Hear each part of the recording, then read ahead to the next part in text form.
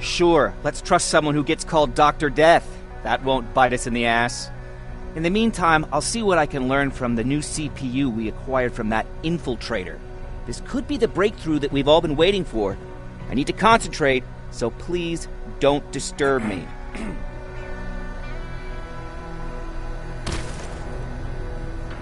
What do you need?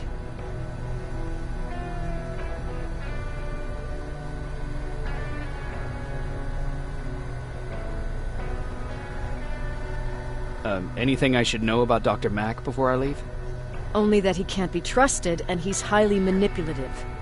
So you need to stay cautious. Was Mack the one whose drone you smashed? Yes. Yes, it was. I've never told this to anyone, but before I met Mac and Perry, I was wandering alone. Didn't have a map, so I drew one myself. The first people I came across were two guys, old enough to remember Judgment Day. We camped out together. They gave me advice, we shared some stories. Sounds nice, right? A little too good to be true. It was. I was too naive to notice it back then. When I woke up, all my things were gone, including my map. There I was, lost in the desert. Thirst and hunger. I knew I was gonna die. I passed out with my face in the sand. But next thing, I was lying in a bed, bathed and wearing clean clothes.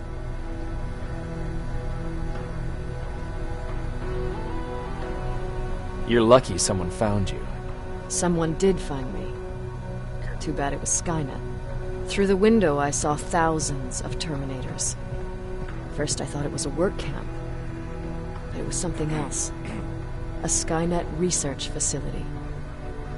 They kept me alive, but I didn't know why. I thought I was the only human there. But after a while, someone came into my cell. A man. Well-dressed, clean-shaven. You want to take a guess who that was? An infiltrator. In a way. He was a traitor to his race. Bastard was selling every piece of knowledge the machines didn't have. In return, they gave him everything he wanted. When he was done stuffing his face with food, he had another request. He wanted a whore. It lasted months, until I got to wrap a towel around his neck and make his eyes pop. You don't want to see people for what they really are. I've seen their true face. That traitor, those two guys in the desert, Mac, they all showed it to me. It's not pretty. The truth is, the only reason I fight for the Resistance is because I despise people just a little less than the machines.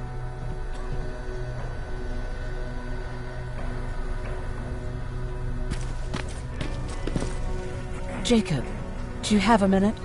Of course. I've heard that you're going to Hollywood Hills. Well, with Baron yelling like that, the whole shelter heard. He wanted me to tell you if I needed anything, so here it is. When you get to Hollywood Hills, could you stop by my old house? It's near the Griffith Park tennis courts. I wonder if Peter went there and left something for me. I know he'd be stupid to go there, since now it's behind the Annihilation Line, but then again, he was always full of stupid ideas. I'll see what I can do. Thank you. Look at him. He never talks to anyone. He just sits there. I bet he's one of those machines. Is it true? You look human now? Well, what's with the dog? They've been like that ever since they brought that thing in. Jacob, I didn't see you there.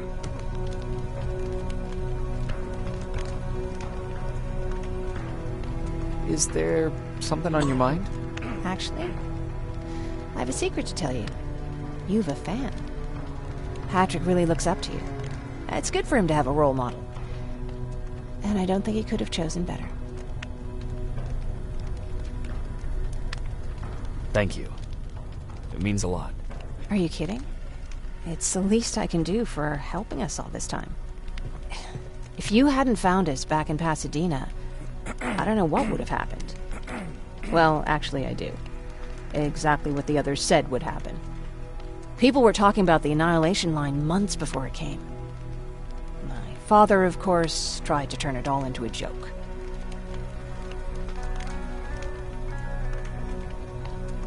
But what did you think about it? I didn't know what to think. Travelers would bring all sorts of gossip with them. But this kept coming back. When Patrick asked me if I was scared, I lied and said that I wasn't. You could feel the mood change at the house. The community my father tried to build started falling apart. Fewer and fewer people were coming by, and if they did, they weren't always friendly. We started to notice things going missing. Little things at first. People got nervous, and with time, it even got to my father. What do you mean? Well, for one thing, he stopped making jokes. It had never been as quiet at the house as it had been back then. After a while, my father changed the sign from welcome to beware. He put a lock on the door and started carrying a shotgun. I didn't even know he owned a gun. He always said he didn't believe in them. He wanted us to leave our house and run, but he didn't want to listen. Said it was the only place he could keep us safe. Thanks for letting me spill my guts like that. Where are you going? I'm going out scavenging. Don't worry. I'm past thinking about running away. Knowing how much you'd miss me made me not want to leave. Where's Patrick? He's getting ready. I'm taking him with me. I figure it's time for him to see what's out there. Is everything okay? You seem far away. Nothing can get past you, can it? I've been thinking about the day we met. I never told you how we really ended up there.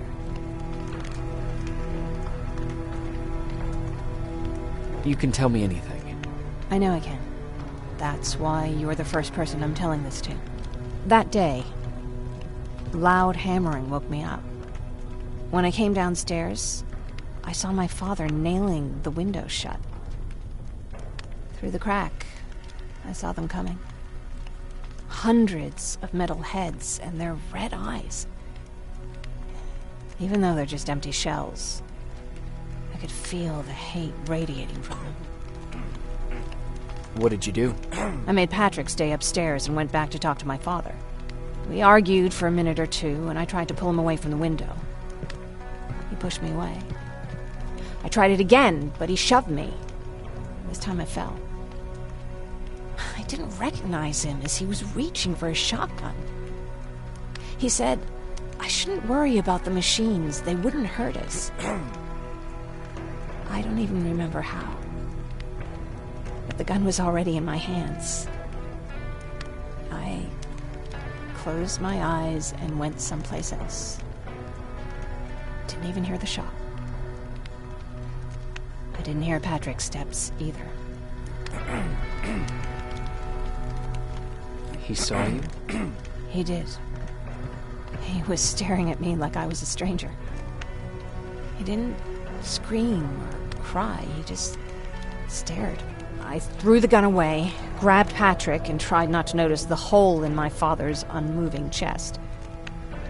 As we ran, I could hear them coming, so we found somewhere to hide. And you came. I wanted to tell someone about all this, but I was afraid to. I'm glad you did. I am too. We talk a lot about how heartless the machines are. And I started to think that maybe I was too. I probably would have convinced myself of that if it wasn't for you keeping me sane. Thank you for everything. I never thought I would find a friend in times like these.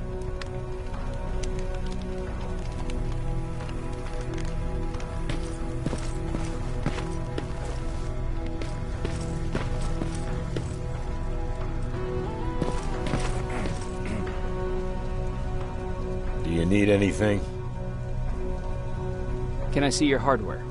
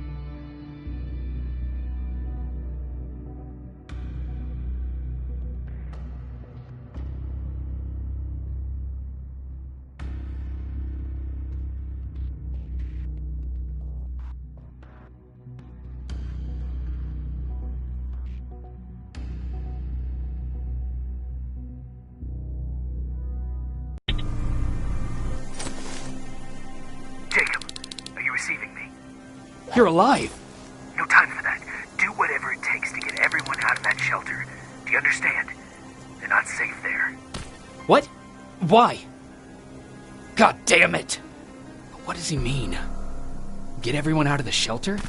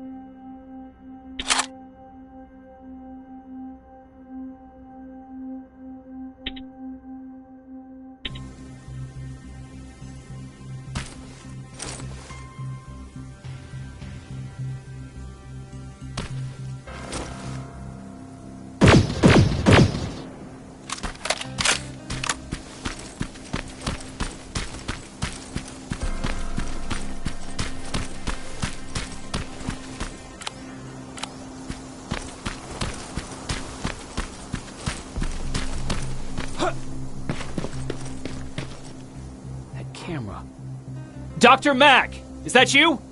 The Resistance needs your help. Mack! It would be a shame to lose that camera. Now, why would you do that? Because we don't have time for this. Come out here. Skynet has developed a new Terminator model, the Infiltrator. You've seen one already? We've captured one, and we need your help. Are you there? How do I know you're not an infiltrator? You've seen them. You know how incredibly lifelike they are, so you should understand my concerns. Head up that hill. If you want me to help you, you have to take a test for me. Test? Yes, to determine whether you're a Terminator or not. And be careful, I'm watching you. Oh, they're actually trying to fight you? Very clever way to make me think that you're not one of them. Unfortunately for you, I'm not that easily fooled.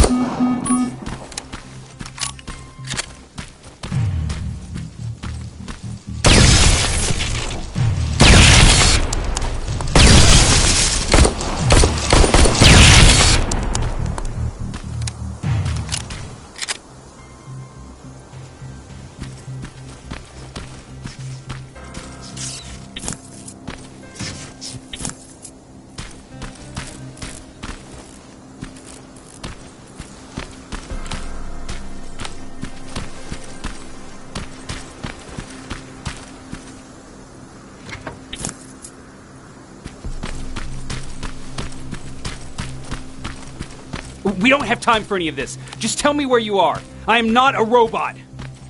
Living tissue would make you a cybernetic organism, not a robot. Words have meaning. Conversations between human beings would be a lot easier if we all just trusted each other and understood the deeper meaning of what we said. Keep that in mind during this test.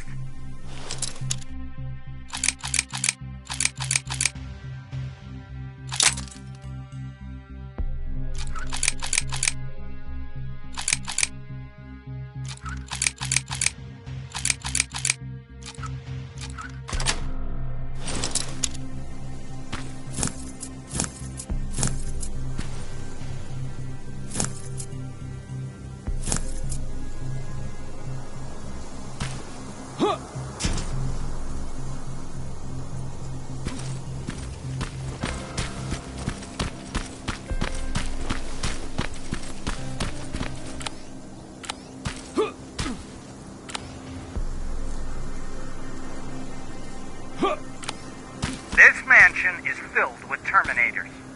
They've been trying to find me for a while now, all 8 of them. Well, I guess with you in there, that makes it 9.